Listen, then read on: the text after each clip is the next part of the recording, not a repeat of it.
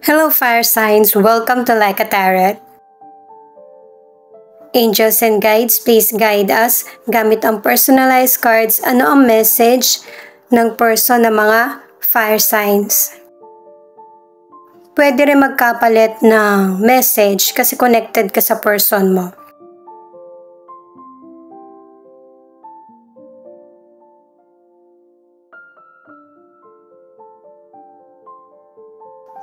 May takot ako na hindi mo ako paniwalaan.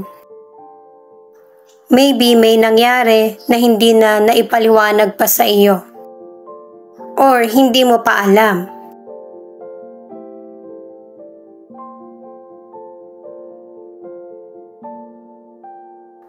Masaya ako para sa iyo. Maybe ang ilan sa inyo hindi na kayo magkarelasyon ng person na ito.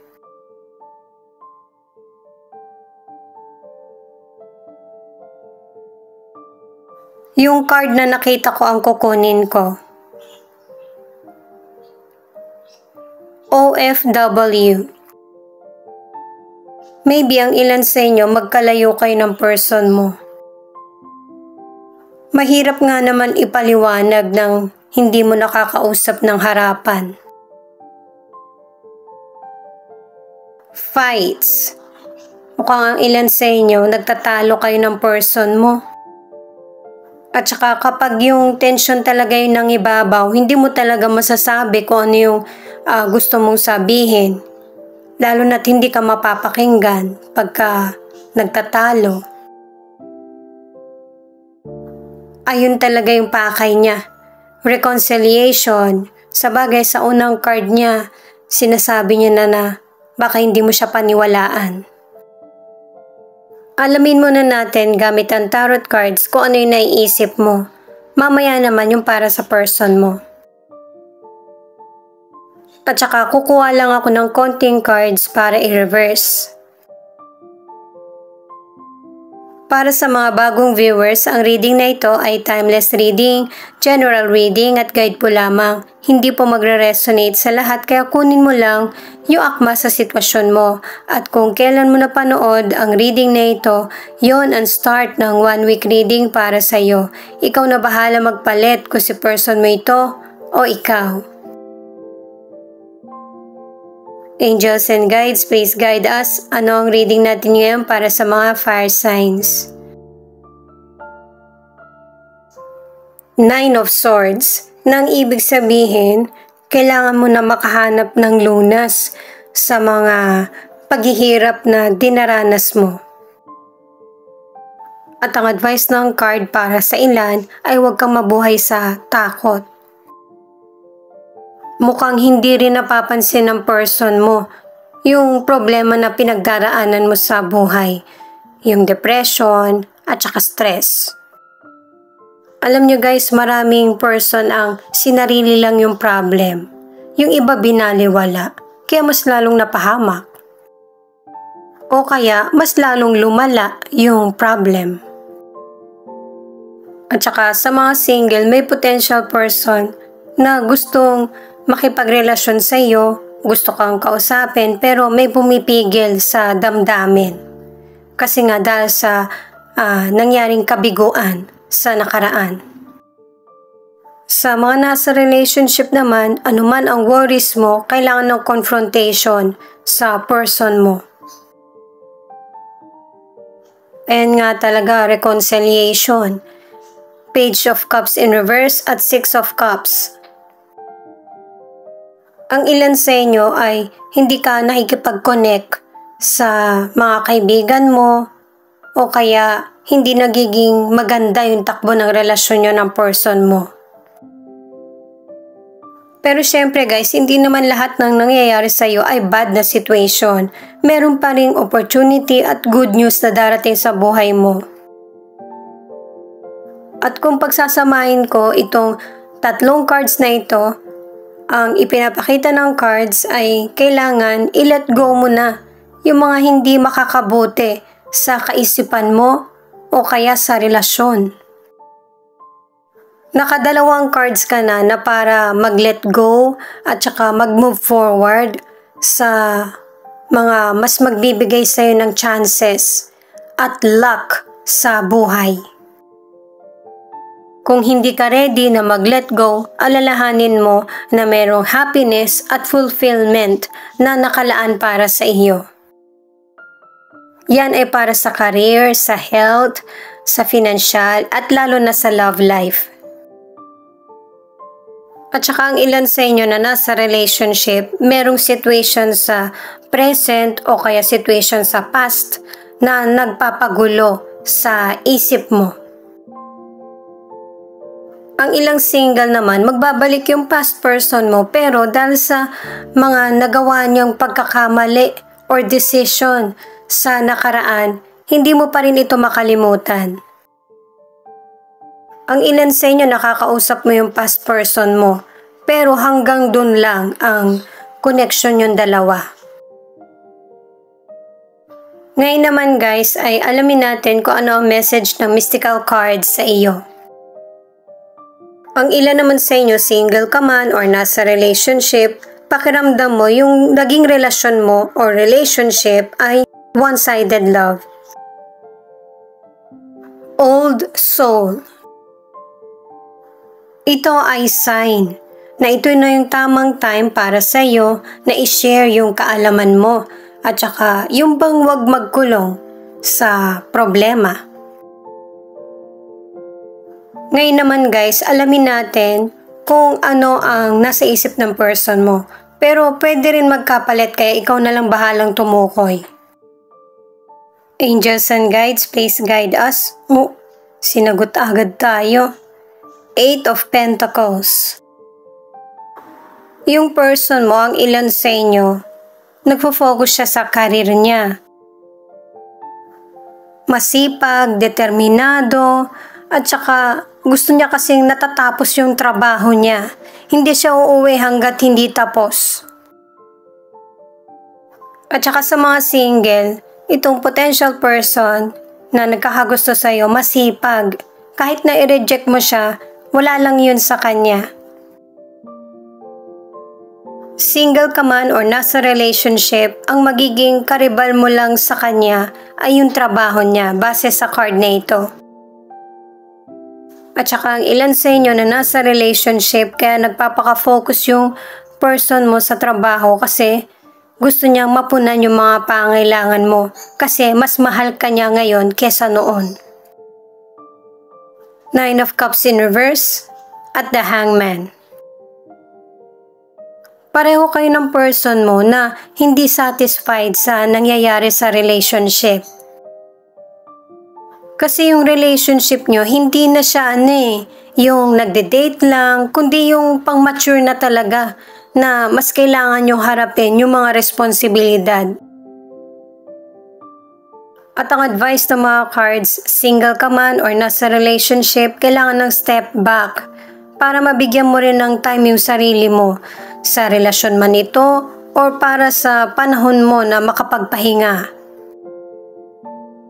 Kailangan ng patience at saka yung bang magkaroon ng changes sa inyong dalawa ng person. Para malaman mo kung ano talaga yung gusto nyo pareho at saka kung ano yung makakapagbigay ng happiness.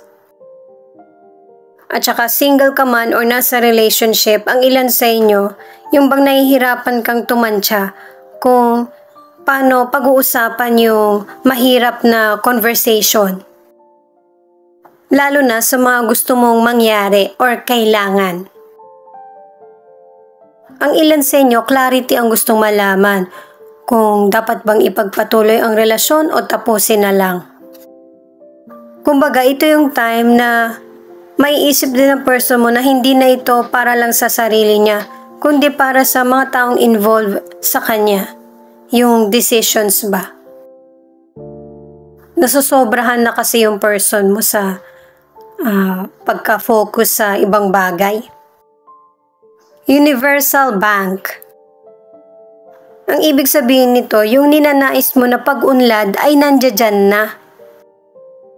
Nakadalawang cards ka naman na ibinigay mo na lahat ng effort mo at ito yung time para sa loved ones. para naayos kung ano man yung hindi pagkakasundo. O kaya yung misunderstanding sa connection. Ang aalamin naman natin ngayon ay para sa relationship, career, financial, at saka health. Alam nyo guys, napansin ko lang, pareho kayong kawawa ng person mo. Kaya kailangan nyo talaga mag-usap kung ano talaga yung pwedeng solusyon sa problem nyo. Kasi ang ilan sa inyo, yun talaga yung kulang yung communication at saka bonding na ginagawa nyo dati. The Tower, Ace of Cups at Ten of Pentacles. Sa career, ang ilan sa inyo, nagpupursige ka naman. Kaya lang, parang hindi tumutugma sa mga ini-expect mo yung nagiging resulta. Kailangan mo munang mag-relax para mapansin mo na may mga magandang nangyayari, may progress ang buhay mo. Sa career, kung patungkol sa trabaho mo, huwag mong personalin yung mga sinasabi sa iyo. Advice iyon para sa improvement mo. Ang ilan sa inyo sa financial, may extra work kaya may extra pay. Merong increase sa financial. Good news ang darating sa iyo kasi sa simula pa lang ng mga cards, nagpupursige ka na Ang warning lang ay huwag mong pagdudahan yung kakayahan mo. Malaki yung potential mo. At para naman sa health, favorable ang mga cards. Kahit na nagkaroon ka man ng sakit, ay magkakaroon ng recovery. Kasi karamihan sa cards na ito, hindi ka naman pabaya sa kalusugan mo Sa relationship, alam ng person mo na may gusto kang sabihin sa kanya. Pareho kayo ng pakay ng person mo na mag-start muli at yung maging romantic muli ang relationship nyo. Kasi kung ikaw ayaw mong magkalayo kayo ng person mo or magkahiwalay, yung person mo nakikita niya sa'yo na ikaw na yung yung bang lifetime partner niya. Ang ilang single, marami kang babaguhin sa buhay mo kasi gusto mo na ng happiness, kapayapaan, at saka yung fulfillment. Kasi ang ilan sa inyo naka-move forward na, kaya gusto mo na ng bagong karelasyon. At pareho kayo ng potential person na makikilala mo na gustong seryosohin yung magiging relasyon. Lalo na't anuman ang estado ng relasyon mo, pinapakita na yung soulmate na cards na mas mangingibabaw yung pagmamahalan. At saka sa ilang single, yung magiging relasyon mo ay powerful, balanse, at saka yung bang may excitement. Kasi pareho kayo ng person na makikilala mo na mahilig sa adventure. At yun yung magiging dahilan para mas lalong tumibay yung connection yung dalawa. Ito naman yung mga cards para sa future. Itong Nine of Pentacles, ang ibig sabihin ay hindi mo lang papangarapin o kaya imamanifest yung mga bagay na gusto mong magkatotoo, kundi pagsusumikapan mo talaga na mabigyang buhay. Positive yung mga cards mo patungkol sa career at financial. Itong The Chariot naman ay tagumpay, success, at saka magkakaroon ka ng desisyon patungkol sa future mo. May connection yan sa nangyayari sa iyo ngayon. At saka mas lalo mong papahalagahan at mamahalin ang buhay mo. Itong Page of Swords naman, ang ibig sabihin ay paghahanda. Na ang ibig sabihin, kailangan maging ready ka pa rin sa mga hadlang, trials na darating sa buhay mo kahit gaano ka man ka-successful. At saka pinapaalalahanan din ang ilan na yung success ay hindi naman agad-agad dumarating sa buhay natin. Kailangan ng patience at manatiling focus sa mga bagay na gusto natin makamit. Huwag sumuko at saka magtiwala sa sarili. Siya nga pala guys, marami po salamat sa mga nag-like, share, comment, and subscribe. At pati na rin po sa mga nakikinig at nanonood. Saan man panig kayo ng mundo, ingat po kayo palagi. Ito naman ang angel number mo.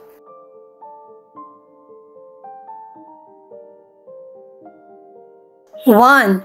You may be struggling with negativity and you need to refocus.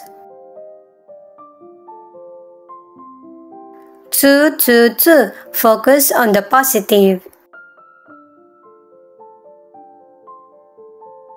8. Your guardian angel telling you to be grateful for the blessings that you have received.